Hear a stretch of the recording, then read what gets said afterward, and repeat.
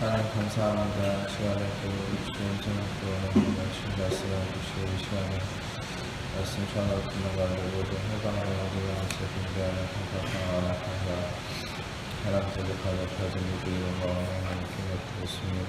파수고 떠나갈지어다 성령만 이곳에 하나님 초청을 모셔드리고 은정 영광을 임하시고 다스리시고 충만케 하시며 주의 나라를 내주시고 뜻이 하나서 이루어진 같이 땅에서 이루어지며 주께서 예비하신 각신 영혼의 30배, 60배, 100배 차원 지음을 가득하게 위시한 주청하시고 역사에 주옵소서. 저희 빛과 반드시 있으며 그릇만 증거되어 계시대로 드러나시고 나타나시고 나오니 예수님 홀로 영광 받으시고 찬양 받으시며 이 시간 예수님의 그 이름만 계시되시고 드러나시고 나타나시고 영광 받으시옵소서. 모든 영광과 존귀와 찬양 예수님께 올려드리오니 예수님 홀로 영광 받으시고 찬양 받으시옵소서. 감사합니다. 모든 영광과 존귀와 찬양을 예수님께 올려드리며 예수님 홀로 영광 받으시옵소서. 감사합니다. 주님 감사합니다. 주님 영광 받으시옵소서. 모든 영광 주님께 올려드리며 우리를 사랑하시는 예수님 이름으로 기도합니다. 네, 이사야 64장 4절을 같이 먼저 보겠습니다. 이사야 64장 4절 말씀을 같이 읽겠습니다. 시작. 주 외에는 자기를 앙망하는 자를 위하여 이런 일을 행하는 신을 옛부터 들은 자도 없고 귀로 들은 자도 없고 눈으로 본 자도 없었나이다. 네, 고린도전서 2장 9절 같이 읽겠습니다. 시작. 기록된 바 하나님 자기를 사랑하는 자들을 위하여 예비하신 모든 것은 눈으로 보지 못하고 귀로 듣지 못하고 손의 마음을 생각하지도 못하였다 한 것 같으니라. 아멘. 우리가 이 말씀을 두 개를 비교해서 보여드린 건데 고린도전서 2장 9절에 기록된 바에서 하나님이 자기를 사랑하는 자들 위해 예비하신 모든 것은 눈으로 보지 못하고 귀로 듣지 못하고 사람의 마음으로 생각하지도 못하였다 한 것 같다 라는 것을 바울은 어디에 기록을 근거로 이 계시를 얘기했냐는 거죠. 그게 바로 방금 읽으셨던 이사야 64장 4절의 말씀을 이 기록된 이 선지자의 예언을 근거로 이 말씀을 했다는 거예요. 근데 무엇의 차이가 있습니까? 이사야 당시에 예언할 때는 주 외에는 이사야 64장 4절을 띄워주시면은 주 외에는 자기를 앙망하는 자를 위한다. 그러니까 앙망한다는 것은 간절히 기대하는 거죠. 기대한다는 건 뭡니까? 이루어지지 않은 것에 대한 갈망이죠.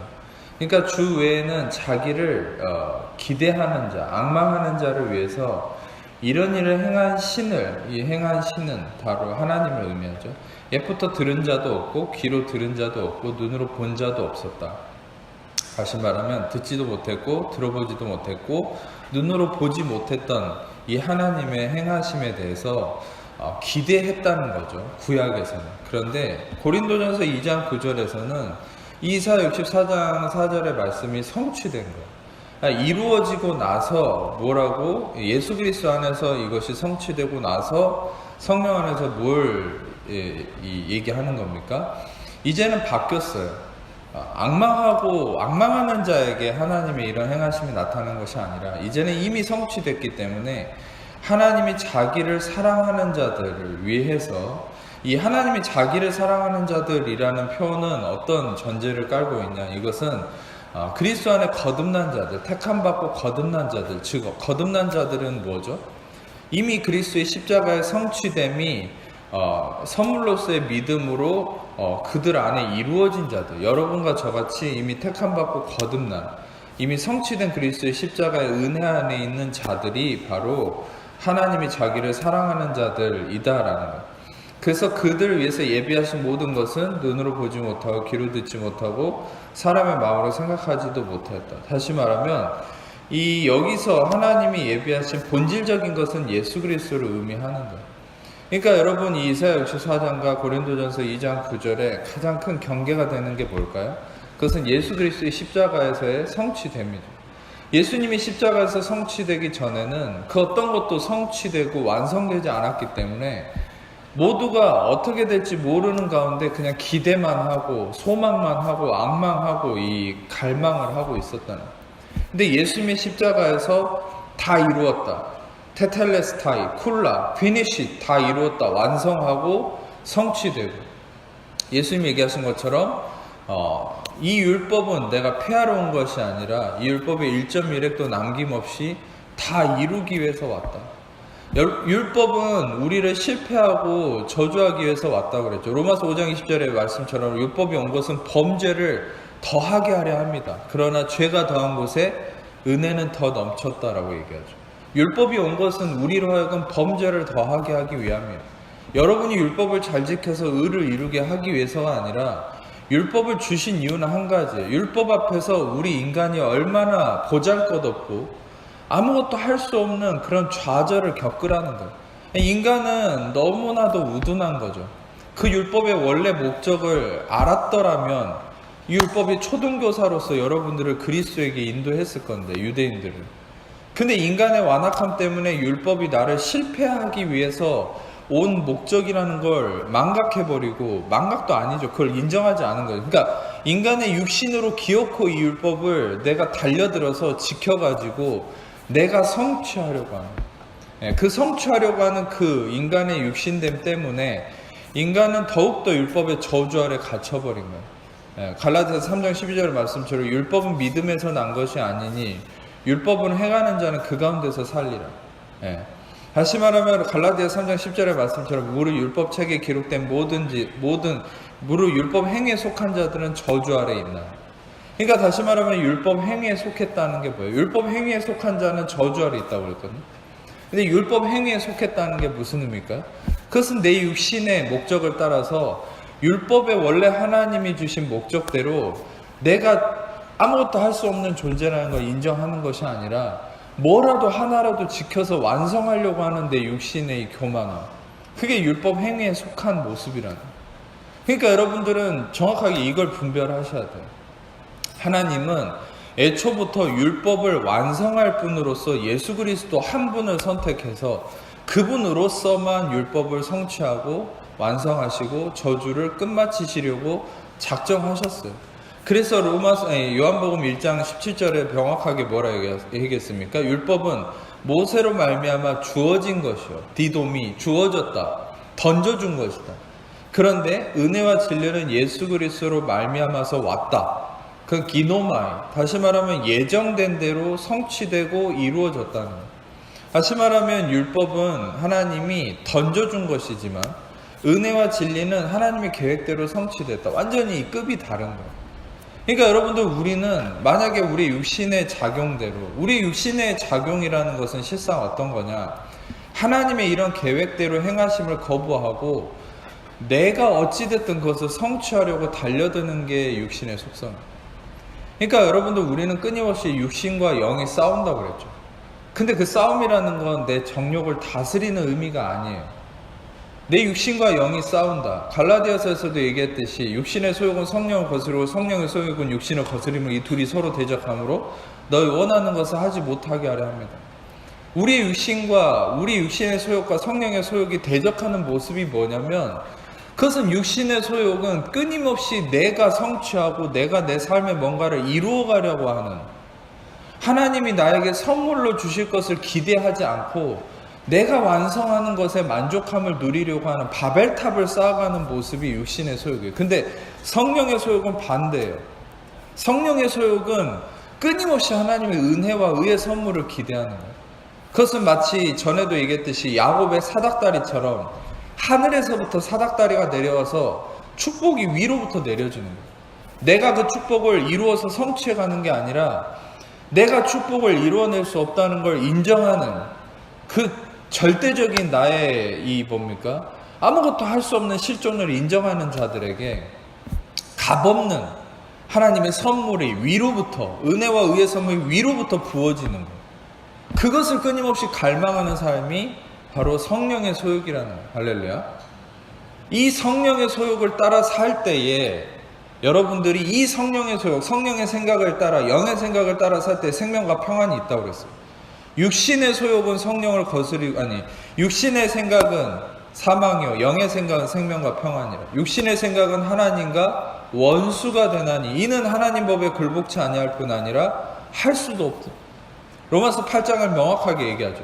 육신의 생각은, 즉 내 육신으로 뭔가를 성취하기 위해서 달려가는 삶은 사망이고, 영의 생각, 다시 말하면 은혜와 의의 선물, 내가 할 수 없음을 인정하고 주님의 값없는 선물과 그분의 전적인 주권을 인정하면서 그분의 행하심을 기대하고 갈망하는, 그분의 성취된 십자가의 공로 안에서 흘러나오는 은혜와 의의 선물을 기대하는 삶, 그것이 바로 영의 생각. 영의 생각은 생명과 평안입니다. 그러니까 여러분 한번 생각해 보세요. 이것이 여러분 삶에 매일같이 일어나고 있어요. 여러분들이 뭔가를 해야 되고 뭔가를 끝마쳐야 된다는 마음이 있을수록 여러분들은 늘 불안할 수밖에 없는, 늘 두려움. 여러분들이 뭔가를 두려워하고 걱정하는, 염려하는 생각의 뿌리를 생각해 보세요. 그럼 그 뿌리에는 항상 내가 그것을 뭔가 이루어야 된다는 마음이 있는 거예요. 그런데 반대로 여러분이 이재방 목사의 은혜 복음의 설교를 듣거나 또 여러분들의 마음에 평안함이 있을 때 그 뿌리를 생각해 보세요. 여러분 마음에 생명과 평안이 있을 때 뿌리는 뭡니까? 자유함이 있을 때 그 마음의 뿌리는 뭡니까? 예수님이 다 이루셨다는 믿음이 있을 때, 내가 뭔가를 하지 않아도 예수님이 은혜와 의의 선물이 십자가에서 성취하심으로 인해서 나에게 다 끊임없이 나의 노력과 나의 어떤과 상관없이 끊임없이 그것이 흘러온다는 그 믿음이 있을 때, 그럴 때 여러분 안에 평안함과 자유함이 있는 것이죠. 맞습니까? 그러니까 우리는 이 말씀이 정확하게 우리의 삶에 매일같이 일어나고 있다는 걸 알 수 있죠. 육신의 생각은 사망이고 영의 생각은 생명과 평안이다. 그래서 육신의 생각은 하나님과 원수가 된다 이렇게 얘기하는 거예요. 내가 내 목적과 내 힘으로 내 어떤 공로로 뭔가를 성취하기 위해서 달려가는 삶, 항상 하나님이 이루어 주셨다는 걸 믿지 않고 내가 그것을 완성하기 위해서 달려가는 그 마음은 하나님과 원수가 된다는 거예요. 하나님과 원수가 되는 것은 여러분 복음서도 잘 보세요. 내가 죄를 짓고 잘못된 비윤리적 비도덕적인 모습을 할 때 그때 하나님과 원수가 되는 게 아니에요. 하나님과 원수가 되는 순간이 언제입니까? 내가 나 자신을 만들어 가려고 할 때, 내가 나 자신 스스로를 의로움을 증명하려고 할 때. 계속 말씀드리지만 누가복음 18장에 바리새인과 세리의 기도를 예수님이 언급하면서 바리새인은 이렇게 기도했다고 하잖아요.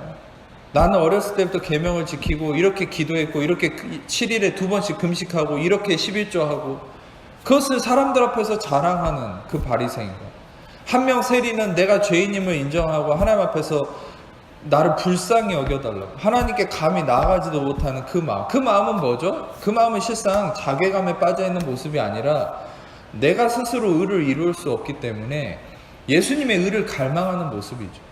그 반대로 바리새인은 내 스스로의 행위로 나의 의로움을 증명해버리는 거예요. 그러니까 그 둘을 비교하면서 그 바리새인은 구원을 얻지 못했다는 거예요. 의로움을 얻지 못했다는 거예요.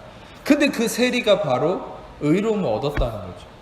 하나님의 의로움과 선물과 은혜와 구원은 어떤 사람에게 임합니까? 나의 자격 없음을 인정하는 자에게 임하는 거예요. 내 스스로가 나의 자격을 증명하려 할수록 우리는 자격이 박탈되는 거예요. 하나님 나라의 법칙이 하나 있어요.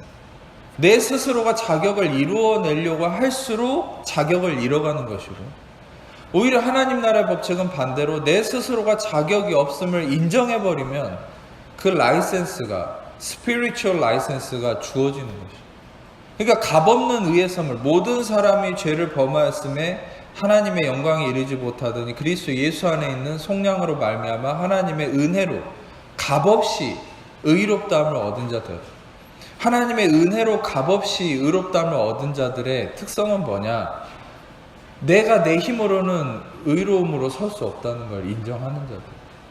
그러니까 여러분들 보세요. 육신의 이 작용, 육신의 시스템, 육신의 노력은 뭐라고 했죠? 끊임없이 내가 완성하고 성취해야 된다는 마음인 것입니다. 네, 여러분 잘 생각해 보세요. 여러분들이 다시 한번 마음을 되새겨야 될 부분이 뭐냐? 내 안에 이 염려와 근심과 불안의 기반이 뭐가 있냐는 거예요. 그것은 항상 내가 완성해야 된다는 마음. 근데 반대로 평안의 기반은 어디에 있습니까? 예수님이 이미 완성하셨다는, 예수님이 이미 성취하셨다는 이 믿음 위에 설 때 여러분들은 자유함과 평안함 가운데 나아갈 수 있다는, 할렐루야.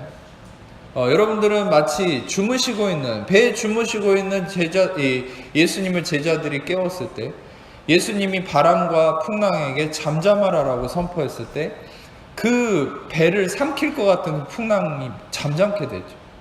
그러니까 여러분들, 우리가 해야 될 일은 늘 예수님을 깨우는 거예요. 근데 예수님이 졸고 있다는 의미가 아니죠. 이것은 예수님을 깨운다는 건 무슨 의미입니까? 그것은 우리 안에서 예수님의 그 다 이루셨다는 진리를 부각시키는 거예요. 그것에 초점을 맞추는 거예요. 왜 그것에 초점을 맞추는 게 중요할까요? 나의 육신은 날마다 매 순간 살아나거든요. 살아나서 뭐라고 여러분을 속이냐면, 네가 그걸 이루어야지, 네가 그걸 성취해야지, 아직 미완성이잖아, 네 눈으로 보는 바와 같이 아직 그거 해결이 안 됐잖아. 그러니까 우리가 보고 듣고 마음에 품는 것에 속는 거예요. 십자가는 뭐라고 얘기합니까? 십자가는 너가 보지 못하고 듣지 못하고 마음으로 품어보지 못했어도 십자가가 얘기하는 정확한 진리는 뭐냐? 이미 예수님이 네가 고민하고 염려하고 네가 앞으로 해야 될 것까지 다 이루었다, 다 성취했다라고 십자가는 얘기하고 있는 거예요. 할렐루야. 이것을 마음에 믿고 받아들일수록 여러분들은 마음의 자유함과 평안, 궁극적 안식이라는 게 생기는 거예요. 카타파우시스, 안식, 궁극적 안식. 이 안식이 임할 때 어떤 일이 일어나냐면, 이 안식함 안에서 모든 일이 성취되는 능력이 발휘됩니다. 여러분들이 초능력 같은 어떤 능력을 뭡니까? 우리는 보통 그걸 착각하는 거예요. 하나님께 내가 지혜와 능력을 받아가지고 내가 뭘 이룬다고 생각해요. 아니요. 여러분, 실제로 여러분이 알아야 될 건, 여러분들 안에 참된 지혜와 뭔가를 해나갈 수 있는 모든 능력이 어디서 나온 줄 아세요? 그게 안식함 속에서 나와요. 그럼 그 안식은 어디서 나오는지 아세요? 안식은 바로 예수님이 십자가에서 다 이루셨다는 믿음 안에서 나오는 거예요. 할렐루야. 아멘. 이 믿음은 여러분 감정이 아니에요. 감각이 아니에요. 어떻게 보면은 내가 의식적으로 예수님이 십자가에서 다 이루셨다는 걸 막 인지하고 뭔가를 떨림과 뭔가를 이렇게 충동을 느낄 때, 그때 믿는 것이 아니라, 항상 말씀드렸듯이 믿음은 말씀이 여러분 안에 머무르면 그게 믿음인 거예요. 여러분의 감정, 감각, 여러분의 인지 능력을 믿지 마세요. 여러분들 안에 그 말씀이 맴돌고 있는지를 생각하세요. 항상 여러분이 믿음이 없는 순간이 언제인 줄 아세요? 말씀보다 사람의 말, 인간의 말, 인본주의적인 그런 메시지들, 뉴스에서 들리는 소리, 신문에서 읽은 소리, 옆 사람이 한 소리, 옛날에 들은 말, 옛날에 여러분의 엄마 아빠가 한 말들, 그런 말들이 여러분들 안에 불신을 만들어내요. 근데 여러분들에게 믿음을 이루어내는 것은 감정도 아니고 감각도 아니고 그 어떤 것도 아니라 하나님의 그 은혜의 말씀이 여러분 생각 속에 맴돌고 있으면 그 말씀이 곧 믿음인 거예요. 아멘. 그러면 그 믿음, 은혜의 말씀, 그러니까 결국 이재방 목사가 맨날 하는 얘기대로 예수님이 십자가에서 당신의 과거, 현재, 미래 모든 것을 다 성취하셨습니다. 이 말이 여러분 안에 계속 맴돌면 그게 믿음이 되고, 그 믿음으로 말미암아 안식이 생겨요.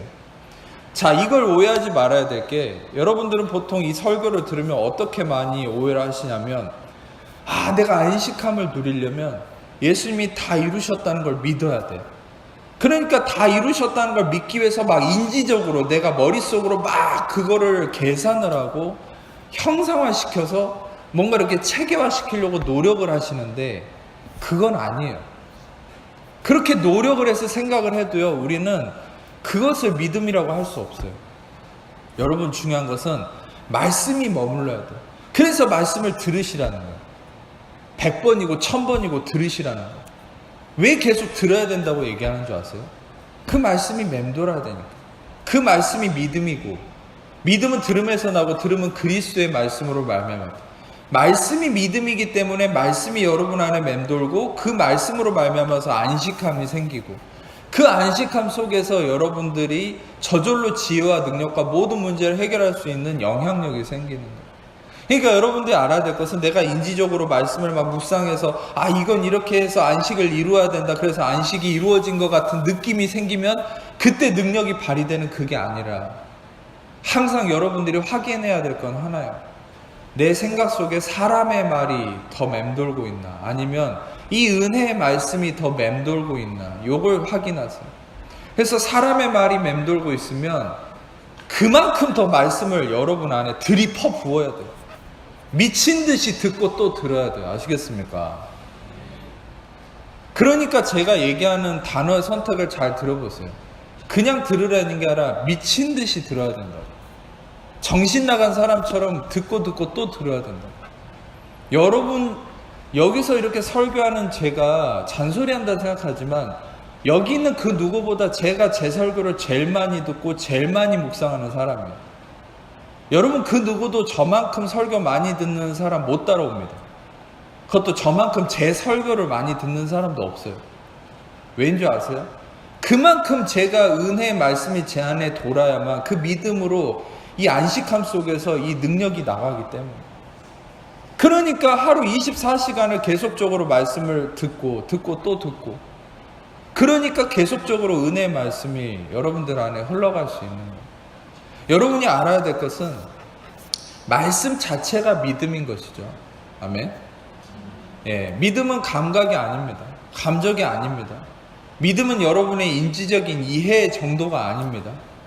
세상 여러분들이 인지적으로는 말씀이 어떤 의미인지를 이해하지 못했다 해도 그냥 말씀이 여러분들 머릿속에 계속 맴돌면 그게 믿음이 돼 있는 거예요.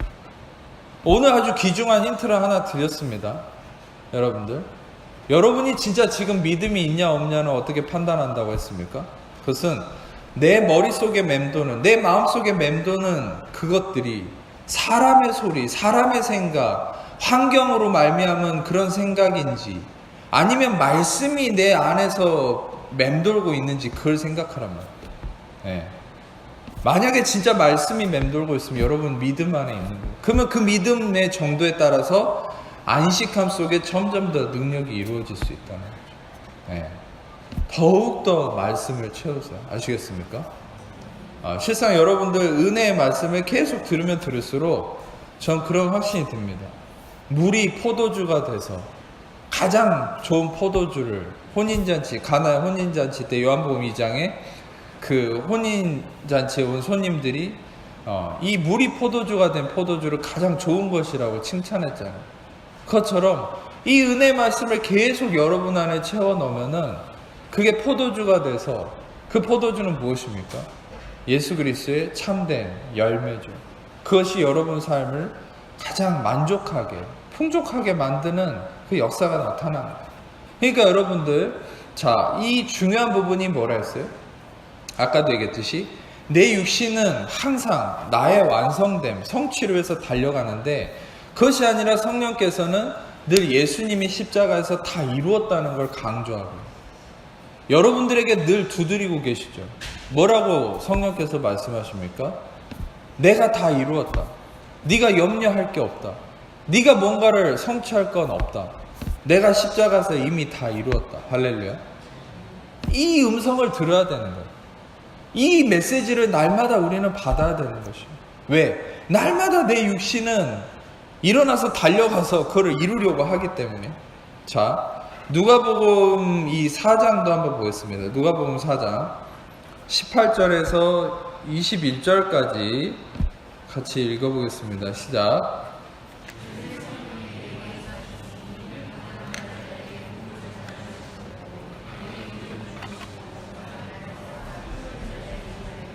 혼자에게 다시 보게 하는 청하며 눌린 자를 자유롭게 하고 주의 은혜를 청구하게 하려 하시며 책을 덮어 그 맡은 자에게 주시고 앉으시니 해당에 있는 자들이 다 주목하여 보더라. 예수께서 그들에게 말씀하시되 이 글이 오늘 너희 귀에 응하느니라 하시니. 자, 보세요. 이 말씀은 이사야 61장 1절 말씀을 예수님께서 읽어주신 거예요. 회당에서. 근데 중요한 것은 이사야 61장 1절을 전부 다 읽진 않았어요. 그리고 어디까지만 읽었냐면 주의 은혜의 해를 전파하게 하려 하심이라 하고 20절을 보면 책을 덮어버렸다고 하는 거죠. 21절을 보면은 예수님 뭐라 했냐면 이 글이 오늘 너희 귀에 응하였다. 응하였다라는 헬라어는 뭐냐? 플레로. 이거는 성취됐다, 완성했다라는 말이에요. 자, 근데 이사야 61장 1절에서 2절을 참고로 한번 읽어보겠습니다. 시작.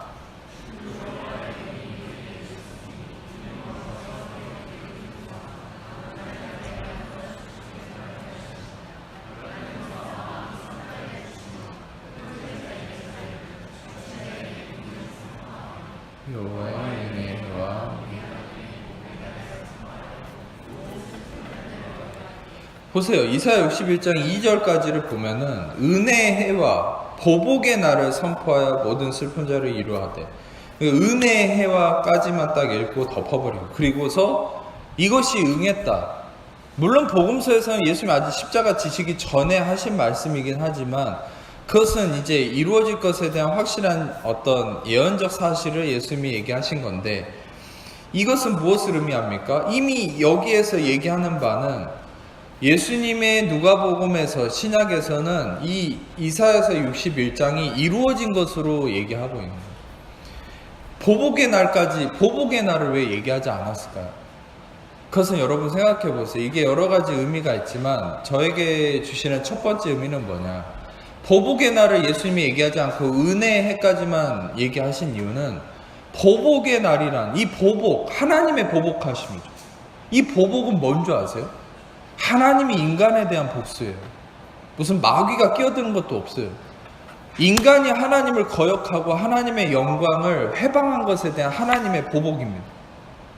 근데 여러분, 이 보복함을 인간이 감당할 수 없는 거예요. 누구도. 여러분, 이 보복이 어디서 성취가 됐어요? 바로 십자가에서 성취된 거예요. 하나님이 인간의 죄악을 대신해서 십자가에 달리신 그 예수님에게 바로 하나님이 보복의 모든 심판과 저주를 퍼부은 것이죠. 어떤 면에서는 이게 1차적 의미예요. 이 보복이라는. 2차적 의미는 예언적으로 종말론적인 의미에서 나중에 하나님이 어떤 악한 것에 대한 보복함을 의미한다는 얘기도 있어요. 또 다른 의미로는 어떤 하나님이 고통을 당하는 하나님 자녀들에 대한 보복하심에 대한 의미를 얘기하는 의미도 있어요. 성경은 여러 계시가 중의적으로 포함된 진리이기 때문에 실상 한 가지 의미로만 딱 단정할 수는 없습니다. 그런데 제가 방금 말씀드린 것처럼 이 말씀의 진리의 1차적 의미는 실상 이거예요. 인간에 대한 하나님의 진노와 심판, 이 보복이 예수님의 십자가의 성취가 돼버렸기 때문에 구약에서는 보복이 언급이 되어 있지만 신약에서는, 복음서에서는 이것이 언급이 빠져 있는 것이죠. 하나님의 보복과 진노와 심판은 예수님에게서 이미 이루어진 것이죠. 여러분과 저에게는 이 보복과 심판이 있지 않은 거예요. 할렐루야. 이것이 왜 중요합니까? 이 진리를 여러분이 묵상할수록, 이 진리가, 이 말씀이 여러분, 은혜 말씀이 여러분 안에 있을수록 여러분 하나님과의 친밀함이 더 회복될 수 있는 거예요. 우리는 육신적 개념 때문에 끊임없이 우리의 생각 속에 뭐가 있는 줄 아세요? 나의 육신의 모습 때문에 아직도 하나님이 나에게 뭔가 벌을 내리고 심판하고 나의 허물로 인해서 하나님의 진노가 작동한다고 생각하는 거예요.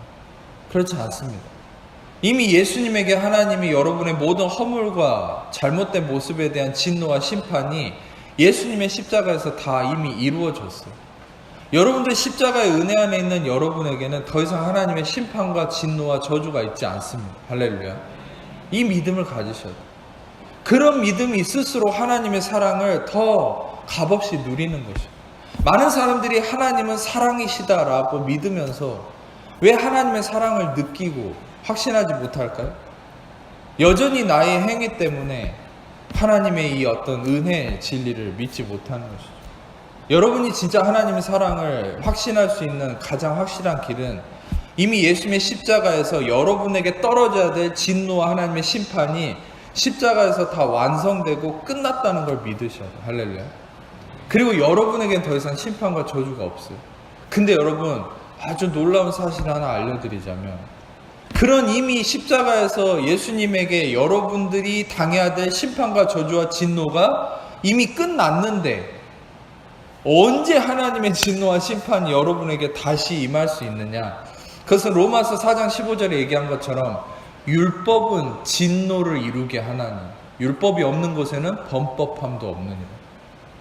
근데 로마서 5장 9절에는 그리스도의 피로 우리는 의롭다함을 얻었고 그 피로 말미암아 우리를 진노하심에서 구원하신다. 이렇게 얘기하시고, 여러분, 이미 하나님의 진노와 심판은 십자가로 인해서 더 이상 여러분에게 임하지 않지만, 우리가 다시 하나님의 진노와 심판을 당할 수 있는 한 가지 길이 있습니다. 그게 뭐냐?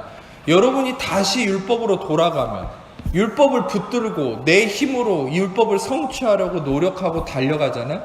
그 사람은 율법의 진노로 들어가는 거예요. 그러니까 갈라디아서 보면은 바울이 뭐라고 합니까? 갈라디아서에서는 내가 너에게 전한 복음 외에 다른 복음을 전하면 저주를 받는다, 이렇게 얘기합니다. 그러니까 많은 사람들은 내가 내 행위로 사는 것, 다시 기독교인으로서 구원받은 자로서 율법으로 돌아가는 게 얼마나 심각한 것인지를 모르는 거예요. 그러니까 끊임없이 은혜도 한 발을 담그고 율법도 한 발을 담그고, 그것이 정말 진노로 떨어지는 것을 모르고 사는 거죠. 그래서 자기의 삶에 문제가 생기면 어떻게 탓을 하고 삽니까? 내가 하나님 앞에 부족했다고 생각하는, 악순환이 계속돼요. 왠지 아세요? 부족했다고 생각하고 또 달려가요.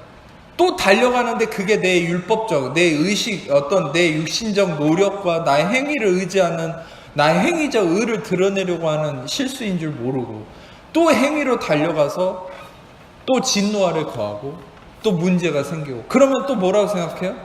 또 죄의식 가운데 내가 부족했다 생각하고 또 달려가고 또 진노를 만나고 또 달려가고 또 진노를 만나고, 악순환이 계속되는 거예요. 여러분도 그것을 은혜 복음 안에서 이제 끊는 거죠. 그게 뭡니까? 내 행위적 의롭다함에 증명할 위한 노력을 멈추는 거예요. 이미 그리스도의 십자가의 성취됨을 믿고 나의 행위와 상관없이 이미 나는 예수의 피로 의롭게 되었고, 아멘.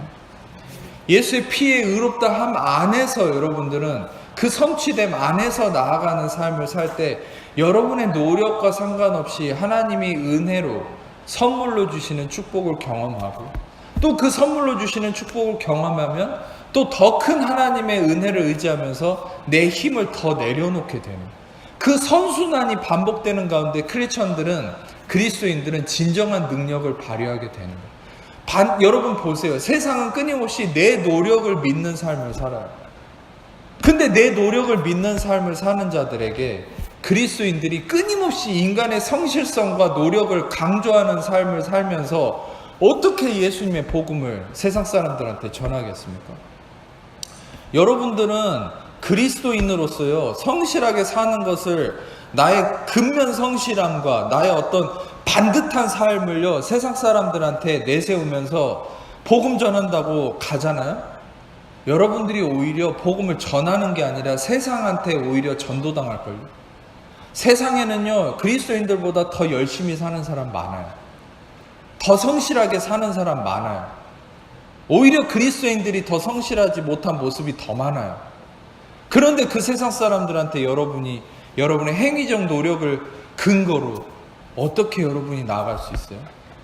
여러분이 세상을 뒤집을 수 있는, 세상에 영향력을 끼칠 수 있는 단 한 가지 비결은, 그것은 우리의 노력을 강조하는 게 아니라 예수님의 희생과 예수님의 의로운 순종과, 아멘, 예수님의 그 피 흘리심, 그래서 그분의 대가지불로 인해서 나는 값없이 의롭다함을 받았다.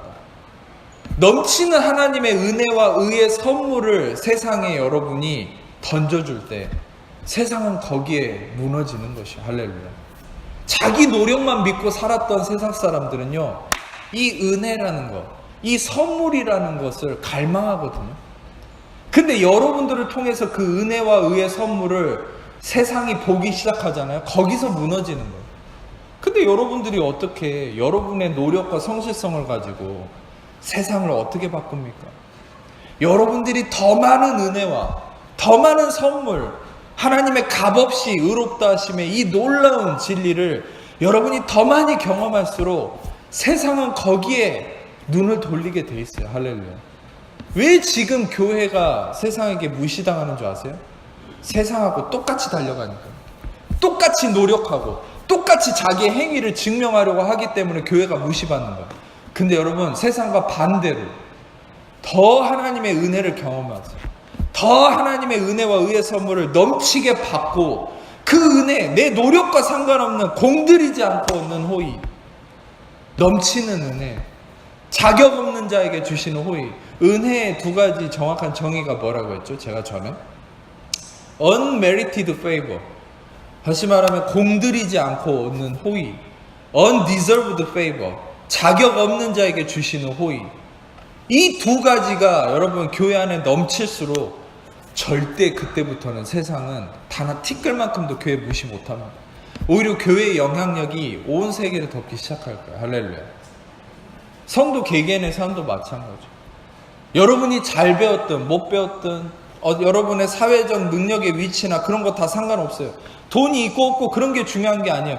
여러분 안에 하나님이 값없이 주신 그 은혜와 의의 선물에 대한 진리, 자격 없는 자에게 주시는 호의, 공들이지 않고 얻는 호의, 이 은혜의 진리가 여러분 안에 넘치고 넘칠수록 여러분 개개인도 그 누구도 여러분을 무시할 수 없어요. 오히려 여러분들 그냥 보기만 해도 그 누구도 여러분들에게 영향받을 수밖에 없는 그런 영향력 있는 삶이 되는 거예요.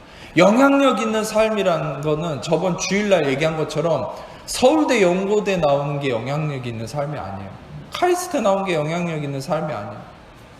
여러분이 별 4개를 달아 영향력 있는 삶이 아니고 국회의원 배지를 달아 영향력 있는 삶이 아니라 여러분들이 얼만큼 값없이 주어지는 그 은혜와 의의 선물을 얼만큼 더 많이 경험하느냐, 그것이 여러분의 영향력이야. 할렐루야. 여러분 그리스도인으로서 여러분들이 진짜 능력을 발휘할 수 있는 그 진짜 유일한 비결 하나를 지금 알려드린 거예요. 성경을 많이 하는 것도 아니에요. 기도를 많이 하는 것도 아니에요. 얼마나 중직을 맡았는지, 목사라는 배지를 다는 것, 그런 거 다 필요 없어요. 여러분 아무리 꼬맹이라도, 아무리 성경을 모르는 사람이고 가방끈이 짧고 성경을 모르고 기도도 많이 안 하고 다 상관없어요. 진짜 그 사람이 언제 그리스도의 능력이 나타난 줄 아세요? 아, 내가 한 게 아무것도 없는데 하나님이 은혜로 나에게 이걸 주셨어. 아, 나는 은혜 안에 있는 사람이야. 진짜 여러분들 진짜 이런 걸 경험해 보세요. 신명기 6장에 나온 말씀처럼 네가 짓지 않은 성읍에 살게 되고 네가 심지 않은 것에 대해서 열매를 거두게 되는 그런 내 노력과 상관없이 하늘에서 부어지는 그 선물, 그 은혜, 나의 노력과 상관없이 하나님이 전적으로 그분의 십자가의 공로를 통한 그분의 선하심 가운데 부어주시는 그 은혜의 열매를 여러분이 맛보면 맛볼수록 여러분들은 엄청난 그리스도의 능력이 발휘되는 거예요. 할렐루야. 그 은혜를 경험하는 게 여러분들 소위 말하는 여러분들 간증이라는 거예요. 간증이라는 걸 한번 들어보세요. 그러면 은혜 복음을 모르는 분들이 간증이라는 걸 얘기할 때 보시면은 그 간증의 모든 내용은 뭔지 아세요? 내가 뭐 노력을 했더니 이게 왔습니다. 그건 간증이 아니죠. 간증은 뭐예요? 간증은 나는 한 게 아무것도 없는데 하나님이 이렇게 해주셨다. 할렐루야. 그러니까 그 모든 게 은혜라는 거예요. 은혜. 내 노력과 상관없이 값없이 부어지는 거. 예, 그 은혜가 간증이에요.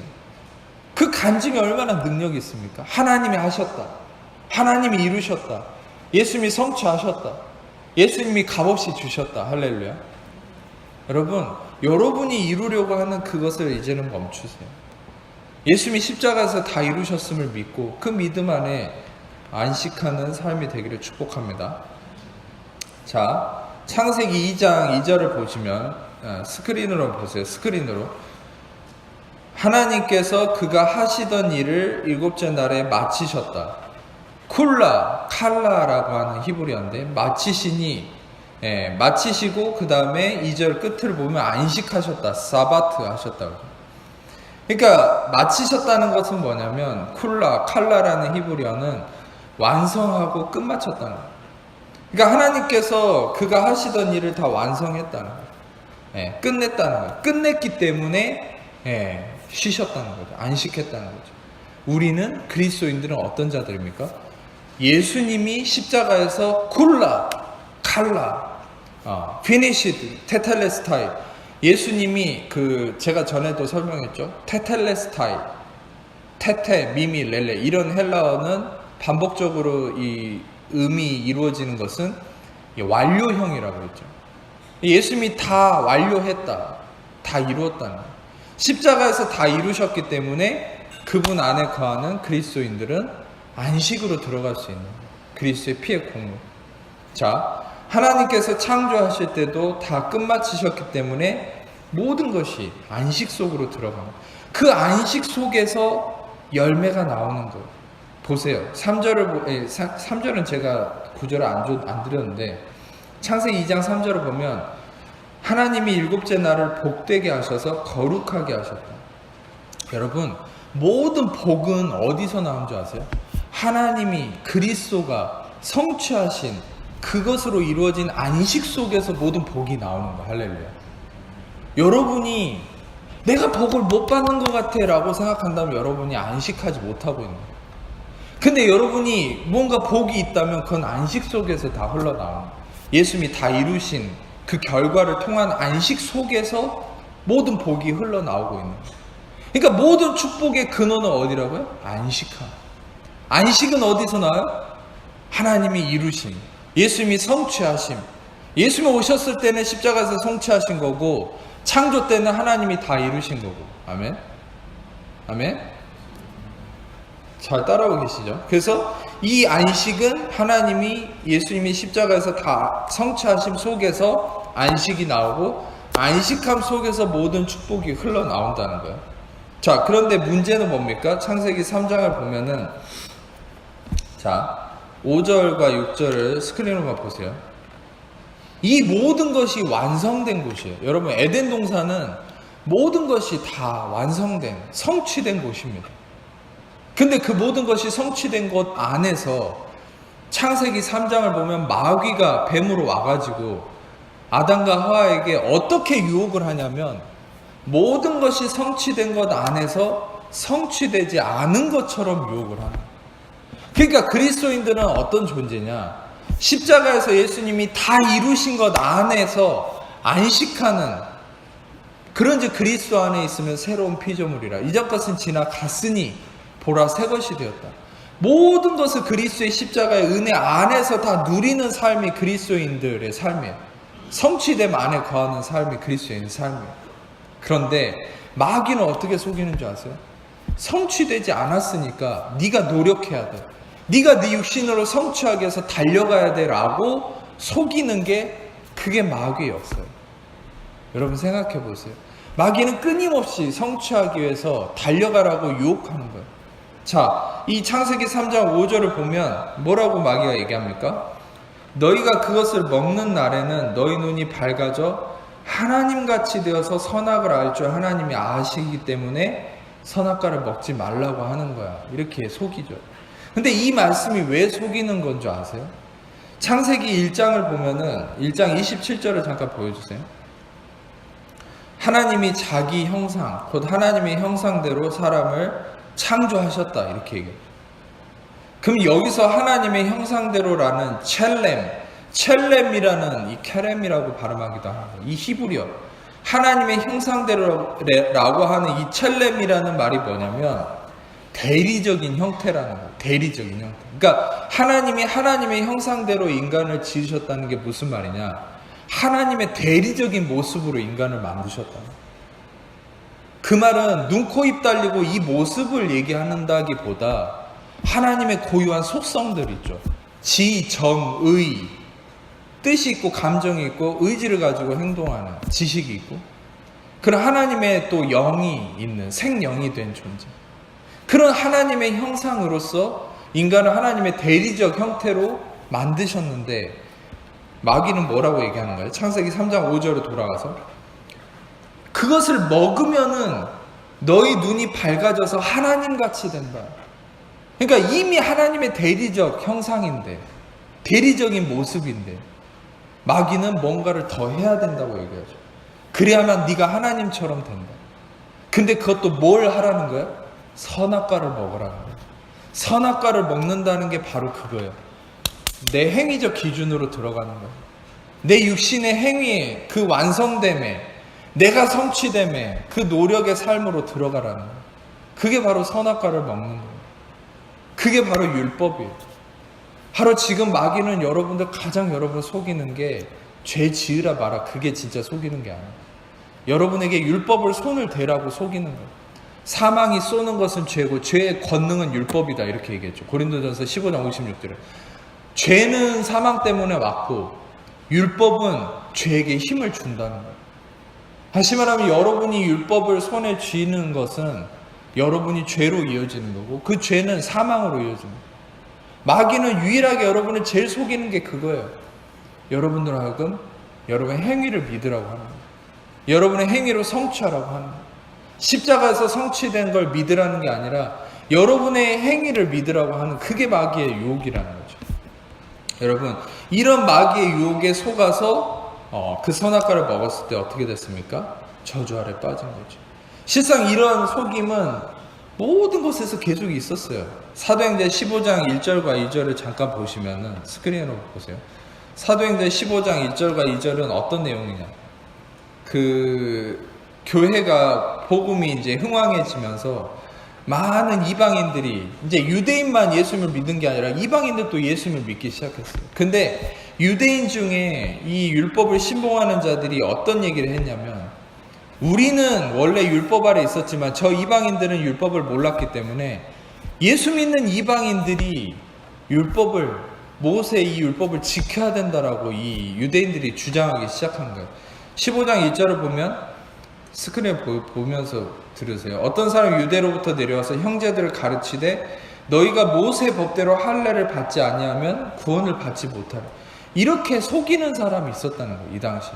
근데 2절을 보면은 바울과 및 바나바와 그들 사이에 바울과 바나바는 은혜의 복음을 전한 자들이죠. 우리의 공로가 아닌 예수님의 십자가의 공로로 은혜로 구원을 입는다. 은혜로 우리는 하나님의 진리에 이른다. 이런 얘기를 하는 사람들인데 이 율법주의자들과 다툼과 변론이 일어났다는 거예요. 근데 뭐라고 얘기했냐면 이제 그런 일이 있다가 5절을 보세요. 사도행전 15장 5절을 보면은 바리새파 중에 어떤 믿는 사람들이 일어나서 이게 무슨 말인지 아시겠습니까? 되게 충격적인 말. 바리새파라는 자기 출신이고 이 사람이 믿는 사람이라는 빌리버. 다시 말하면 예수님의 부활을 믿는 사람이라는 거예요. 그러니까 믿는데 여전히 모세 율법에 매여 있는 존재라는 거예요. 근데 이 사람이 뭐라고 얘기하는 거예요?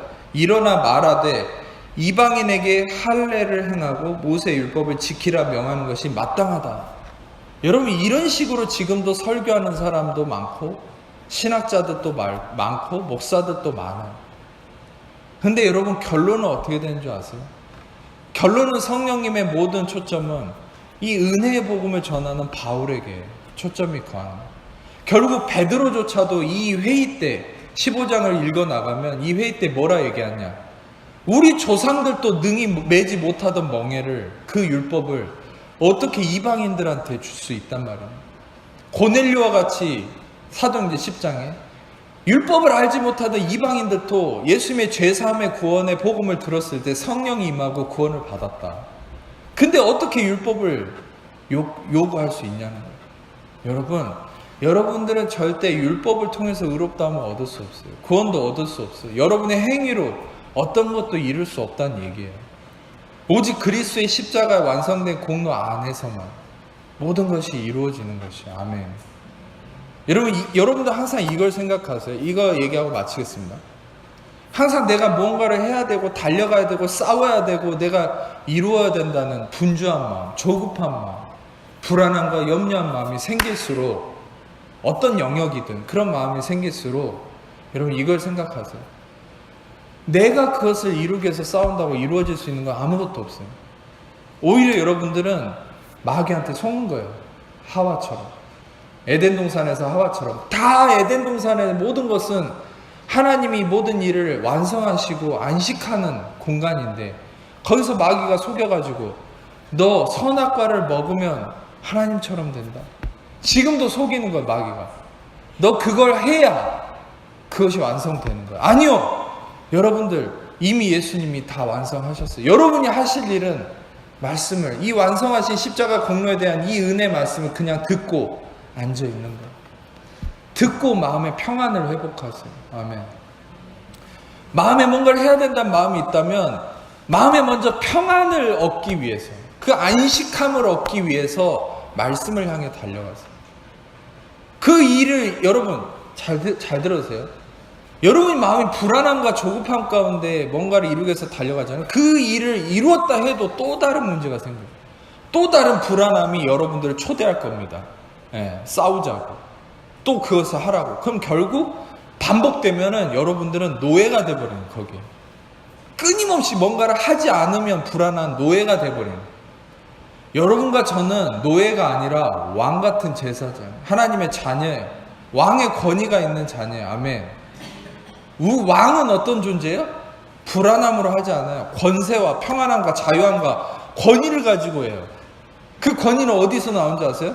노예처럼 끊임없이 뭔가를 해야 되는 존재가 아니라 이미 이루어졌다, 이미 했다. 내가 하지 않아도 이미 예수님이 하셨기 때문에 나는 그냥 평안을 누리고 앉아있는 거예요. 이미 예수님이 이루셨다는 것을 믿는 거예요. 그 자리에 앉아있는 거예요. 여러분, 뭐 해야 된다는 생각이 들을수록 여러분, 예수님이 십자가에서 다 이루셨다는 믿음을 계속 선포하세요. 그냥 가만히 있으세요. 가만히 있고 그냥 던져버리세요. 그럼 하나님이 이루십니다. 아멘. 여러분, 이제까지 여러분 삶을 살아갈 때 왜 하나님이 이루셨다는 걸 많이 경험 못 하신 줄 아세요? 하나님이 이루기 전에 여러분이 달려가 버렸기 때문에. 여러분이 아예 그냥 어떻게 되든 상관없이 하나님이 이루신다고 믿고 던져버리세요. 그리고 앉아 있으세요. 하나님께 던져버리고. 그럼 하나님이 이루시는 거예요. 하나님이 이루시는 것을 경험하면 그때부터 여러분의 삶은 달라지기 시작합니다. 아멘. 이런 안식 가운데 하나님이 이루심의 놀라운 은혜가 넘치는 삶이 되기를 축복합니다. 기도하겠습니다. 주님 감사합니다. 주님께서 십자가에서 이루신 그 십자가의 완성된 공로와 성취하심을 믿고 의지하며 나아갑니다. 주님께서 이루신 그 은혜 안에서 날마다 우리의 삶에 내가 이루려는 마음이 아닌 그리스도가 다 이루신 그 믿음 안에서 나아가는 우리 모든 하나님 자녀들 되도록 축복해 주옵소서. 감사드리며